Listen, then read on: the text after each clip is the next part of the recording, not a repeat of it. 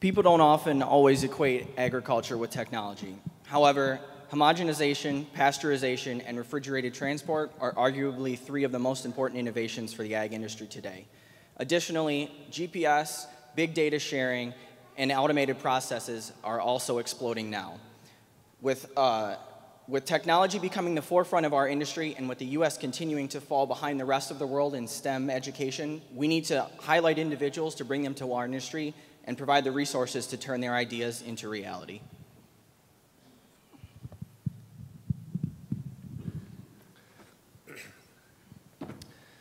You don't have to look far to see the efforts of science, technology, engineering, and math in our modern world. In fact, cell phones are used by more people on this earth than toothbrushes. Arguably, the most diverse industry in the world, agriculture, utilizes all four of these facets on a continual basis. I hope here today that me and my colleagues can find ways that Farm Bureau can attract students to consider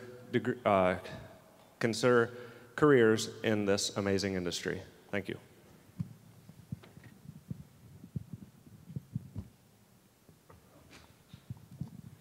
Science, technology, engineering, math, or it's commonly referred to as STEM. The U.S. Department of Agriculture estimates that 58,000 agricultural STEM jobs will be needed between the years of 2015 and 2020. We need to find ways to attract the best and brightest minds to fill these jobs now and into the future. I look forward to our conversation tonight to find ways and to discuss ways that we can do this through Farm Bureau agricultural businesses to create a bright future for Michigan agriculture.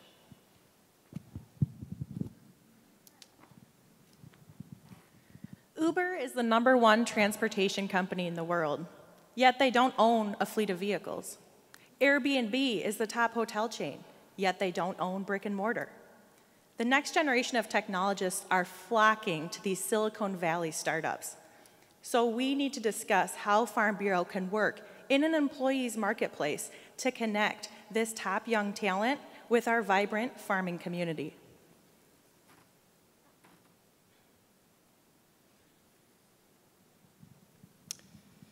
Contestants, you may now begin the discussion. Well, this topic kind of hits pretty close to home for myself. I did not grow up on a farm. I didn't grow up wearing that national blue corduroy with the corn gold embroidery. I did not grow up in a Farm Bureau family. I was not born into agriculture, and yet here I sit before my closest friends and peers in my industry talking about agriculture. So I think that's a testament to the validity of there is a formula here that attracts people that don't necessarily see themselves in this industry to do something good for this industry with the skills that they have. Joe, I think you bring up a tremendous point. For me, I work for a global technology company. I do come from a farm, so I do have kind of that ag DNA built in. But working for a technology company, I have hundreds of colleagues that are engineers, and the vast majority of them have no agricultural background, yet here they are developing products for the precision ag industry. And so when I look at connecting with them, I think, okay, the next group of folks that are coming into the workforce, or over 35% at this point, are millennials. And statistics show that many millennials are more driven by cause, by purpose and connection to their job and their career than by money. A lot of millennials will turn down higher paying jobs because they want to work at a place that they feel connection. So your point about kind of coming into agriculture and now you're kind of trapped, right? You drank the Kool-Aid. I think that really speaks to where us in agriculture, where we can try and get this top talent because we have that connection. Mm-hmm. We have that purpose, and if we just work with these engineers, folks coming out of this talent pipeline and allow them to connect with us, we've got them. That's a great point. And currently, there's roughly 55,000 agriculture-related jobs, and 55% of those positions are unfilled. So there's obviously a huge workforce that is needed that is not being supplied. So having that outreach to the folks like Terry you just mentioned, where they are interested in engineering. Agriculture is cool. Technology is exploding in our industry. So people that don't necessarily understand agriculture at a fundamental level, like some of us do here, it's still attractive to work on tractor implements, or more efficient diesel engines, or GPS tracking, or geocaching, geofencing, things like that. There's a niche market for whatever you are interested in agriculture, and we have to find that way to reach out to those individuals. Well, I absolutely agree. There are all of these opportunities, and we have so many different types of jobs, but then we need to start finding ways to get them early, starting in the younger grades, in the elementaries and the middle school. And one of the ideas that I found as I was researching this topic was a lot of schools now, a big thing in all kinds of schools is project-based learning. And using that and coming up with different things, different problems that maybe someone is facing on their farm, and having a class or several classes kind of go against each other and come up with some ideas on how to solve that problem the farm is having, and that, especially with technology type situations, those types of project-based learning can give them those interests and ideas on how to come into the industry. What are your thoughts on that, Brad? That's a very good point, and I was jotting down some examples that Farm Bureau has taken initiative on, like Project Red and Farm Science Lab, the ways that you can get students get their hands in the mud, so to speak, and I think that there's no better way to learn than that. I think Farm Bureau has done an outstanding job to promote education at young ages. I did a search on the Farm Bureau policy, and I was unable to come across any direct STEM wording. So I'm wondering ways that we could possibly incorporate Farm Bureau's policy into curriculum development or other avenues to help hone these young minds in starting at a young age. What do you think, Joe? Do you have any ideas? That's a great point, actually, and that kind of lends itself into the mobile science labs that we have going. We've currently we just heard a couple hours ago about how successful and how quickly the mobile science lab filled up for this past school year, and it's been so popular that we're funding it to create a second one. Absolutely. So that's it lends itself to saying this is important. Other people find this important. We want to bring this back to schools, and not just the schools that have ag programs, not just the schools that have the hardcore FFAs. Inner city schools would be great. You talked about, rural education days. That would be a great place to get this mobile science lab. And it's identifying those individuals that have an interest in it, not so much the people, in addition to the people that are bred for it, there are so many people out there. So I think the Farm Science Lab is a great place to start with culturing the young minds. And then, as the topic lends itself to, how do we carry that interest from teaching a kid how corn grows to then talking about creating new genetics for the next breed of corn seed? So we have to make that transition from this awesome mobile science lab. How do we then carry that education on up? Tara, what do you think about that connection? That's a tremendous point, Joe. It is great to get those young active minds involved and get that hands-on activity that those programs offer. But then where we really need to get that connection is when we get to that high school and college level. And I think our connection with FFA is really the launch point for that. However, at this point, I don't see that we are successful enough in that. So as a state, we have around 3,500 public schools, but we only have about 110 ag education programs. So to me, that's about a 3% success rate, which is not passing in my book. Can we as Farm Bureau work with some of our policy positions to try and get out to that local grassroots level and try to build that community push for it? And also, use our support to get in front of those school board meetings and some of the advocates we may already have built into those school districts to get those programs either restarted if they are ones that have fallen by the wayside, or promote the need for them. That's a great point, Tara, and I think the transition from high school to college, the first thing that comes to mind is if you want to get somebody into a certain field, you give them a scholarship. And so I would offer the solution of let's have Farm Bureau expand their scholarship base. We talk about the March Karcher Scholarship being an important facet. Some county farm bureaus, have the funds to provide scholarships to college freshmen to use as they continue on. But Farm Bureau, on a statewide level, if we can get a little bit more funding for a scholarship program, that really sets the mindset of, hey, we want you guys not just to be interested in it, but we'll help you get to that point. Joe, I really like that point, Joe, because I think you're making a great point, needing to have that availability and that incentive to go into those things. But I think the other thing we need to think about is how many colleges have programs directing them into these type of careers for agriculture. And one program that, as I was doing my research, I really liked was that MSU is now working with some community colleges. They have about 10 community colleges that they have these programs in that they have started to create more ag programming at 10 different community colleges around the state of Michigan. And I think connecting with these programs in Farm Bureau and different things like that, finding ways to encourage those STEM ag careers in those colleges is a great way to continue to piggyback and make sure that we're moving this program forward. Brad, what are your? Yeah, excellent point. And Joe, I'm going to revisit that thought you just had about scholarships. Room full of farmers here and a lot of people with farm families. Not to step on any toes, but it sure seems like a lot of the scholarships are given to folks from a farm background.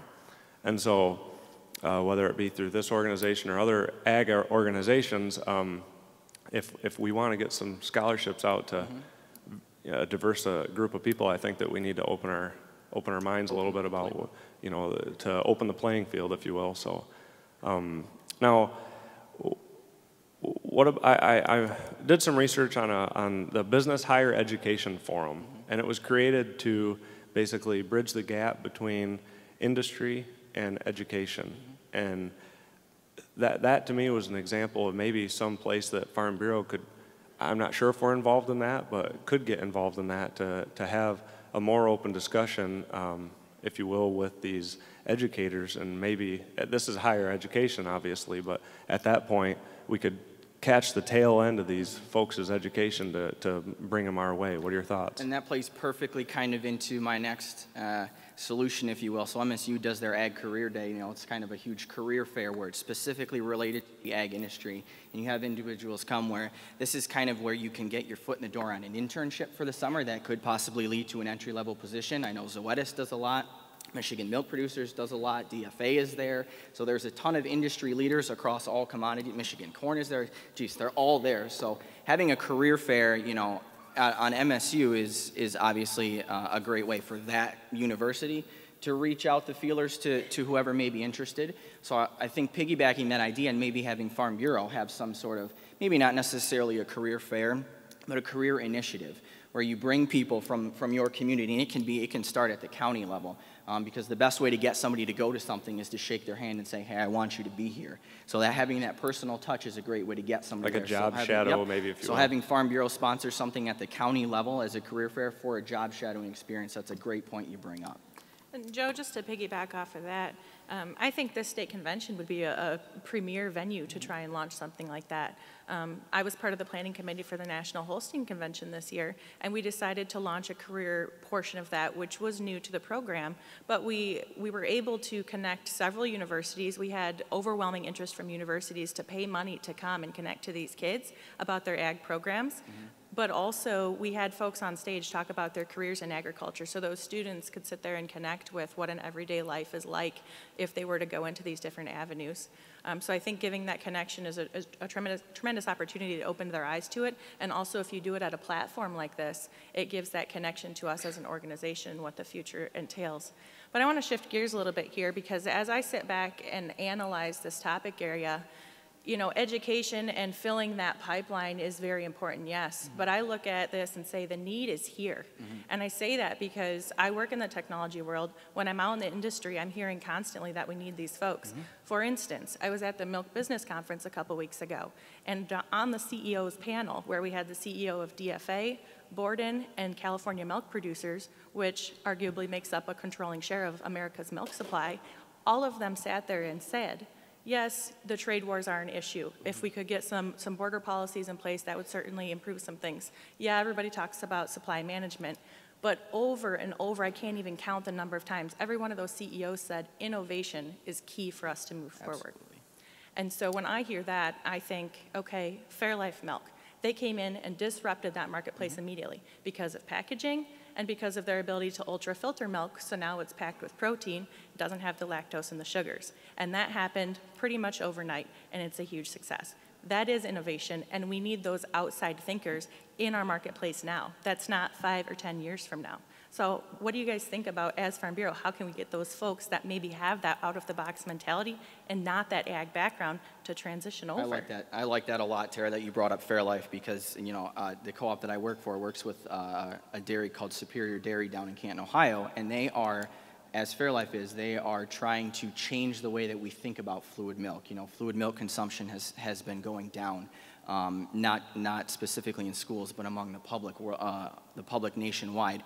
And so changing product lines, not necessarily changing what fluid milk is, changing the way that we see fluid milk, changing the way that we can get it into the Dunkin' Donuts. We're already on the path of, having real butter back in McDonald's again. So I like your idea about innovation. So how can we get Farm Bureau involved? And I think our best way to get our foot in the door is to put our Farm Bureau logo on something that is considered cutting edge, and maybe having Farm Bureau sponsor some cutting edge technology. I mean, you think about something like GoFundMe, and that's a very pedestrian way of funding these startup projects. So I'm sure there's a better avenue for Farm Bureau to have a more industrial line into funding something that's innovative. But I definitely feel like you hit the nail on the head in trying to find innovation. Brad, what do you think? So how can we gain exposure? So we can have awesome career paths lined up. We can have a huge need, but I'm hearing a void in the fact that we have to gain exposure so that these people know that these jobs are out there and that we're here, and maybe that they're actually qualified for them, and sometimes, perfect fit. So how can we do that? I feel social media is kind of a no-brainer. I mean, I see these little kids all the time on their iPads watching these videos on how to build stuff and do all these things. I mean, they're getting brainwashed at an extremely young age, and we could brainwash them about agriculture. That's a great way to put it. That's a great way to put it.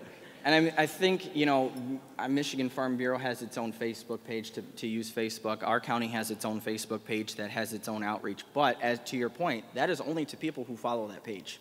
So how do you get exposure? And we have to find that niche into getting into more of a promotional sense to say, hey, Michigan Farm Bureau and Farm Bureau in general is the voice of agriculture. You talk about, scholarship and grant applications. They say, how is what you're doing increasing the visibility of your Farm Bureau to be the voice of agriculture in your community? And that's where we need to start, is finding that exposure. And so we need to start working outside the box and finding ways to gain that exposure past our audience that we currently have. And like you said, social media is a great tool, but we need to find ways, even maybe advertisements on television, even advertisements or going to these conferences, technology conferences or things like that, where we can get our name out there in a place that's not typical for us, but we need to be.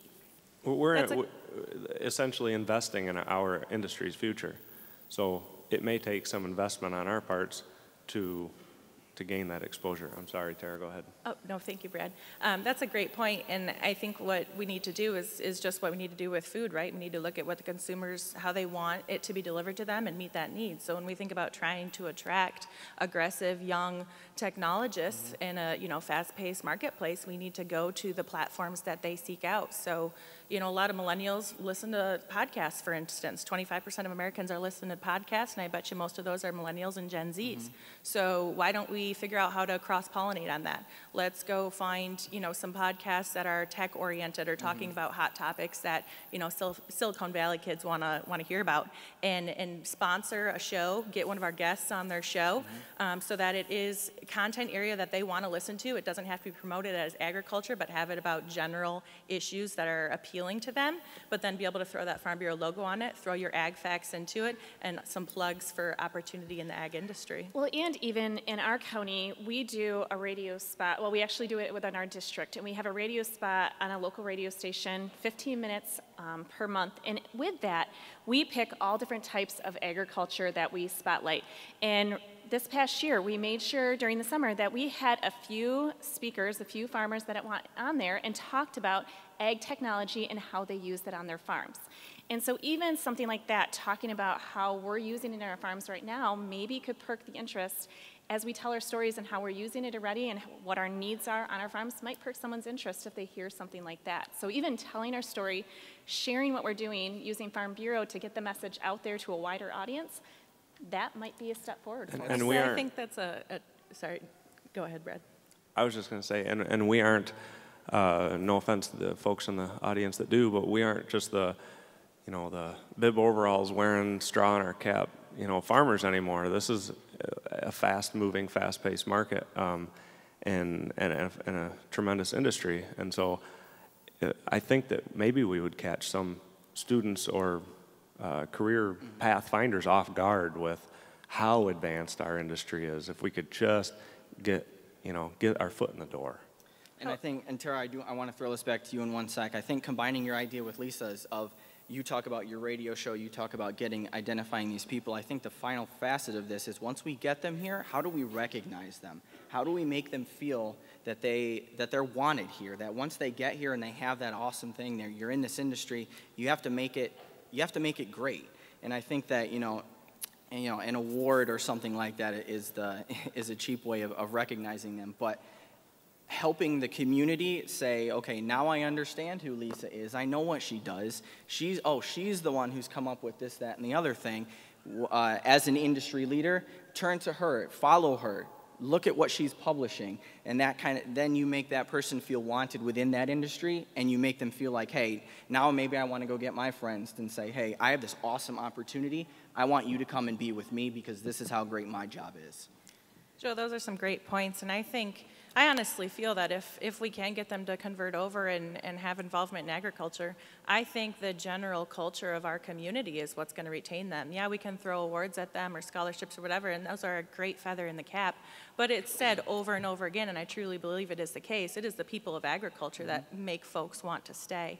One other thing I think we also need to focus on promoting through this process is, yes, agriculture has come a long way in technology, but let's be honest, we have so far to go. Right. And if you look at a young entrepreneur looking to break into tech or form their own startup and have a lot of upside potential, agriculture is really far back on that adaptation curve.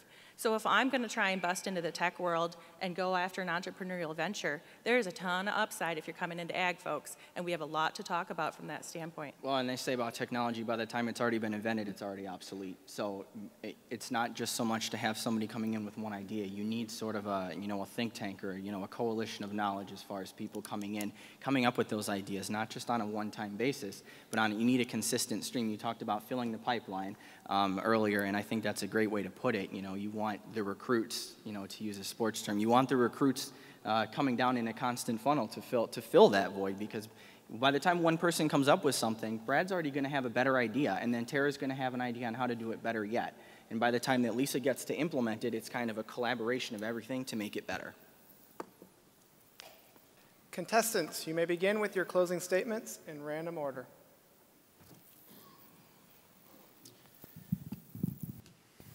Well, I'd like to thank our judges for being out here tonight, as well as our audience, and thank my fellow contestants. We had some great discussion today, and I really like this topic because I think it's a very progressive topic. The three things that I took away from this discussion today are, as far as science, technology, education, and math go, I can yell if we need to, is that we need to, thank you very much, we need to make STEM careers viable. They need to be able to be brought to the forefront and shown that they're here and they're waiting. We need to make them valuable, meaning that we need to show that there is a place for these folks in our industry and that their research will have meaning. And then we need to make them visible. We need to make their ideas and their creations and what they've come up with, we need to put that out into the public eye and say, this is great, this is what we're doing, and we want everybody to be a part of it. Thank you for your time today. Thank you, everyone, for listening to this great conversation we had today. And I was just really excited to hear all the ideas that we came up with for this really important topic. I mean, we have a huge need to fill right now and as we go into the future. And a lot of the ideas we came up with about preparing students at a very young age, getting them involved, showing them what we have available, and moving on with the FFA and into colleges with the programs that MSU has already started and things like that. I just see a lot of bright future for Michigan through these things, and I really liked how we brought the topic to what we need right now, that these jobs are already here, and how we talked about all of the ways that we can maybe attract those people and going out, bringing ourselves out there and moving outside just this room and showing what Farm Bureau has to offer and what farmers have to offer. I really see a bright future for Michigan agriculture. Thank you.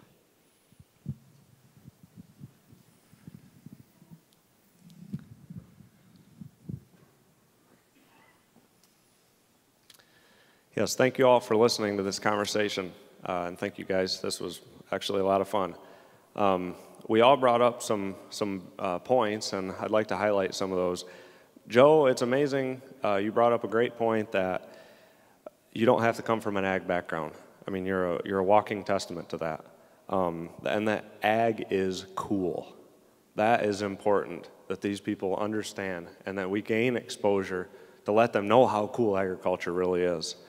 At a young age, whether that be through the various projects that Farm Bureau is currently working on, or advancing curriculum in a little higher level age, or getting in touch with the higher education and trying to provide a better way that we can streamline this to gain access to more higher qualified and talented young people.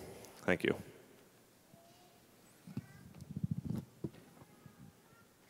Thank you, fellow contestants, for joining me in a topic area that I am very passionate and invigorated about. You know, we started out wonderfully with Lisa bringing up some points about project-based learning to try and kind of get the hands dirty of kids at a young age to get them involved. Then we evolved to Brad talking about some of the Project Red and the Farm Science Lab to have some of those kind of field experiences, and then moved on with Joe discussing some things from more of a high school and college level to kind of get these kids career prepped. But as I walk away from this, recognizing that the need is now, we already have a lot of folks involved in STEM in our industry, but we need more and we need it fast. I go home with the task, and I hope that all of us in this room do, that any and every chance we have to interact with folks involved in this industry, we are the face of farming, we are the face of agriculture, so anything we can do to shed a positive light on it, as well as make them feel invigorated and excited about it, we all need to take that task and go to the field with it. Thank you.